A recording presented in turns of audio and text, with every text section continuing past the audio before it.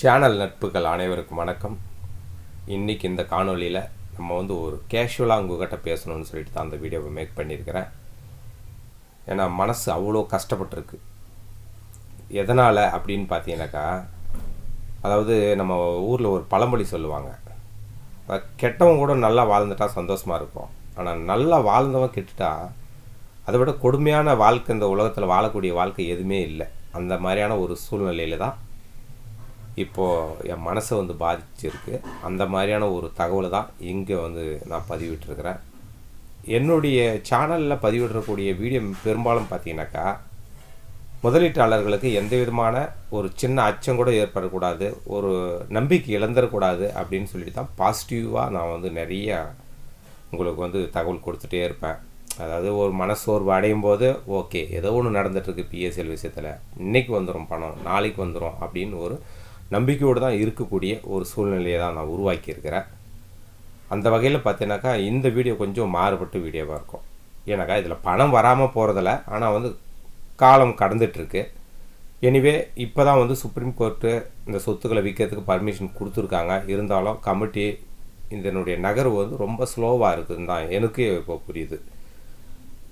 ஏன்னாக்கா மக்களுடைய வாழ்க்கை அப்படியே போயிட்டே இருக்குது.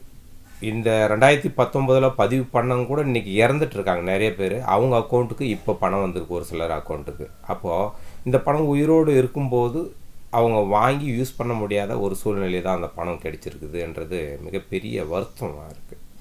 அதாவது செத்தவங்களுக்கும் அவங்க அக்கௌண்ட்டுக்கு பணம் வந்துருச்சுன்றதை விட அவங்க இறந்துட்டு பேருக்கு அந்த பணம் என்ன பிரயோஜனம்?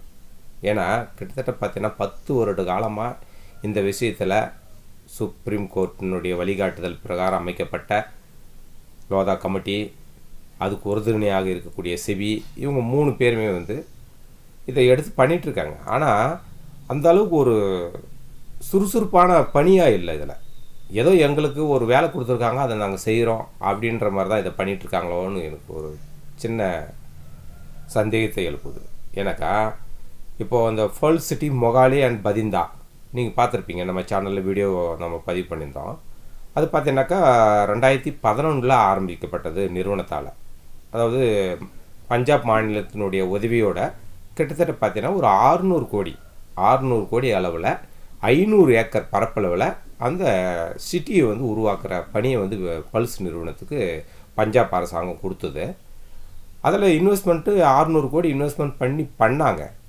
கிட்டத்தட்ட நிறுவனம் பார்த்திங்கன்னா 2014 மூடக்கூடிய ஒரு தருவாய் ஏற்பட்டும் போது அங்கே பணிகள் எல்லாமே முடிஞ்சிருச்சு. அங்கே மொத்த ஃப்ளாட்டு எவ்வளோ பார்த்தீங்கன்னாக்கா கிட்டத்தட்ட 1956 ஃப்ளாட்டை உருவாக்கி இருந்தது நிறுவனம். அதில் பார்த்தீங்கன்னா கிட்டத்தட்ட எல்லாமே சேல்ஸ் ஆயிடுச்சு. 2014 ஓரளவுக்கு ஒரு 1345 ஃப்ளாட் சேல்ஸ் ஆயிடுச்சு.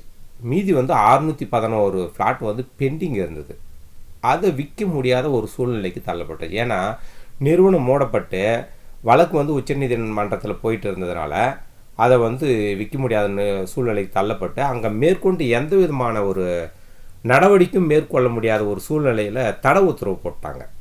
அங்கே இருக்கக்கூடிய குடியிருப்பு வாசிகள் கூட நம்ம சந்தோஷமாக இந்த இடத்த வாங்கணும், நம்ம நல்லா சந்தோஷமாக இருக்கிறோம், நம்ம வாழ்ந்தாங்களான்றது ஒரு கேள்விக்குறியாக இருக்குது. ஏன்னாக்கா அங்கே அடிப்படை வசதிகள்னு ஒன்று இருக்குது இல்லையா? சாலை வசதி, மின்சார வசதி, குடிநீர் வசதி, வடிகால் வாரிய வசதி, இந்த மாதிரியான ஒரு அடிப்படை வசதி கூட ஒரு மறுசீரமைப்பு செய்ய முடியாத நிலையில் தான் கடந்த 10 வருஷமாக அந்த இடம் காணப்பட்டிருக்குது அப்படின்றது தான் எனக்கு இன்றைக்கி ஒரு காணொளி கிடைச்சிது. அதை பார்க்கும்போது ரொம்ப மனசுக்கு வருத்தமாக இருக்குது. ஏன்னா கிட்டத்தட்ட பார்த்தீங்கன்னா 1345 பேர் அந்த இடத்துல வீடை வாங்கியிருக்காங்க. அவங்க முழுமையாக பணம் கட்டியிருக்கலாம். ஏன்னா பல்ஸ் நிறுவனம் ஒவ்வொரு காலகட்டமாக வச்சுது. 5 வருஷத்தில் இஎம்ஐ கட்டி முடிகிற மாதிரி ஒருத்தருக்கும், 11 வருஷத்தில் இஎம்ஐ கட்டி முடிக்கிற மாதிரியும், 16 வருஷத்தில் இஎம்ஐ கட்டி முடிக்கிற மாதிரி தான் கொடுத்துருந்தாங்க ஃப்ளாட்டு எல்லாமே. அப்போது அவங்க கிட்டத்தட்ட பார்த்தோன்னா இஎம்ஐ கட்டிட்டு வந்துட்டு இருப்பாங்க. ஆனால் அவங்களுக்கான அடிப்படை வசதிகளே கிடைக்கலன்னு சொல்லிட்டு சமீபத்தில் அங்கே இருக்கிற அசோசியேஷன் மூலமாக சுப்ரீம் கோர்ட்டில் வழக்கை பதிவு பண்ணி பிஎஸ்எல் நிறுவனத்துக்கு 16 கோடி ரூபாய் ஃபைன் போட்டிருக்காங்க. இது எப்படி இருக்குது பாருங்கள். அந்த சொத்துக்கள் மீது எந்த விதமான உரிமையும் கொண்டாடக்கூடாது, அங்கே எந்த விதமான மறுசீரமைப்பும் பண்ணக்கூடாது அப்படின்னு ஒரு தடை உத்தரவும் போட்டுட்டு நிறுவனத்துக்கு 16 கோடி ரூபாய் ஃபைன் போடுறாங்க. இதெல்லாம் என்ன ஒரு சட்டத்திட்டங்கள் தான் எனக்கு ஒன்றுமே புரியல. இதில் முக்கியமாக பாதிக்கப்படுறது யாருன்னா மக்கள் தான். இந்த நிறுவனத்தை நம்பி பணம் கட்டின மக்கள் தான். ஆனால் பணம் வருதுன்றது வேறு விஷயம். ஆனால் அவங்க வாழும்போது கிடைக்காத பணம் எப்போ பின்னால் என்ன பிரயோஜனம்? அதுதான் மனசுக்கு ரொம்ப கஷ்டமாக இருக்குது. ஒரு சின்ன தகவல்கள் தான் இந்த வீடியோக்கு பின்னாடி பார்ப்போம். எனக்கு ரொம்ப மன வருத்தமாக தான் அந்த தகவலெல்லாம் பதிவு பண்ணுறேன், பாருங்கள். இந்த பல்ஸ் சிட்டி மொகாலி பதிந்தா அப்படின்னு சொல்லக்கூடிய இடத்துல பல்ஸ் சிட்டி அப்படின்ற ஒரு குடியிருப்பை உருவாக்கி நிறுவனம் 2011 அதுக்கான வேலையை தொடங்கினாங்க. கிட்டத்தட்ட 2014 அதற்கான வேலையெல்லாம் முடிஞ்சிட்டு கிட்டத்தட்ட ஒரு 80% பணிகள் எல்லாமே முடிச்சுட்டு கிட்டத்தட்ட ஒரு 1345 ஃப்ளாட்டும் சேல்ஸ் பண்ணிட்டாங்க. இந்த மாதிரி தான் அதனுடைய முகப்பு பகுதி இருந்தது. அந்த குடியிருப்பில் நம்ம வீடு வாங்கி அந்த இடத்துல குடியிருப்புக்கு போகிறோம் குடியிருக்கிறதுக்கு அப்படின்னு ரொம்ப சந்தோஷமாக அதனுடைய முகப்பு பகுதியில் நிறைய பேர் இந்த மாதிரி ஃபோட்டோஸ் எல்லாமே எடுத்து ரொம்ப சந்தோஷமான வாழ்க்கை தொடங்க போகிறோம் அப்படின்னு சொல்லிட்டு தான் நிறைய பேர் கனவோடு அந்த குடியிருப்புக்குள்ளே இடத்த வாங்கினாங்க. எல்லாம் இஎம்ஐ இல்லை ஒன் ஷாட் பேமெண்ட்டு இந்த மாதிரி வகையில் தான் வாங்கியிருக்காங்க. அதுக்கப்புறம் பார்த்திங்கன்னா 2014 உச்ச நீதிமன்றம் ஒரு தடை உத்தரவை போட்டாங்க.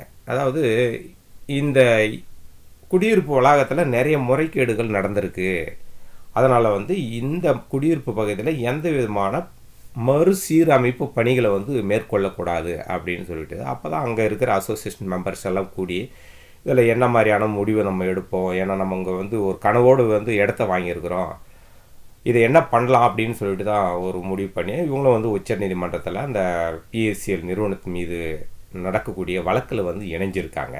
இப்படி போயிருக்கிற ஒரு சூழ்நிலையில் கிட்டத்தட்ட பார்த்தோன்னா ஒரு 5 ஆண்டு காலம் முடிஞ்சு விட்ட நிலையில் இப்போ இங்கே நீங்கள் பார்க்குறீங்க பாருங்கள், இந்த மாதிரி தான் அதனுடைய முகப்பகுதி பொலிவிலேருந்து ரொம்ப மோசமான ஒரு சூழ்நிலைக்கு தள்ளப்பட்டது. உள்ளே இருக்கிறவங்க குடியிருக்கிறவங்க இருந்துகிட்டே தான் இருந்தாங்க.